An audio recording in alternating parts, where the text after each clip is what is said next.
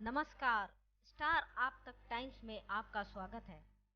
मैं लेकर आई हूं आप लोगों के लिए लेटेस्ट अपडेट। बिहार में त्रिस्तरीय पंचायत चुनाव टलना लगभग तय हो गया है।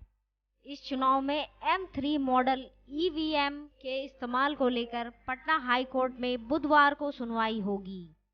यूपी पंचायत इलेक्शन 2021 सूची से साफ है कि पार्टी की नज़र अपनों को सहेजने के साथ ही सपा बसपा के वोट बैंक पर भी है।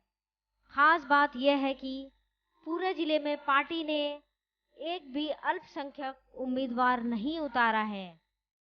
जेडीयू इन वेस्ट बंगाल जेडीयू बंगाल में इस बार अपने दम पर विधानसभा का चुनाव लड़ रही है और 45 उम्मीदवारों को पार्टी ने चुनावी मैदान में उतारा है। कांग्रेस यूपी पंचायत चुनाव 2021 और 2022 के आगामी विधानसभा चुनाव को देखते हुए पश्चिमी यूपी में मुस्लिमों को साधने में जुटी हुई है ताकि वह फिर से सत्ता में काबिज हो सके। नई दिल्ली, असम सहित तमिलनाडु, केरल और पांडुचेरी के लिए मतदान खत्म हो गया है, जबकि अभी बंगाल में 5 चरणों का चुनाव होना बाकी है। असम में 3 चरणों में चुनाव हुआ, जबकि केरल, तमिलनाडु और पांडुचेरी में एक ही चरण में चुनाव हुआ। बंगाल में 8 चरणों में चुनाव होना था, जिनमें से 3 चरणों का चुनाव खत्म हो गया है। अब 5 चरणों का चुनाव होना बाकी है।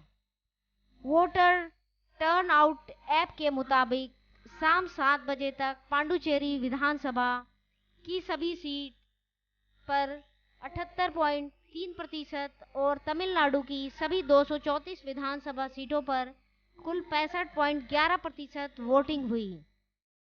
इनके अलावा असम में 82.33% और केरल में 73% से अधिक मतदान हुआ।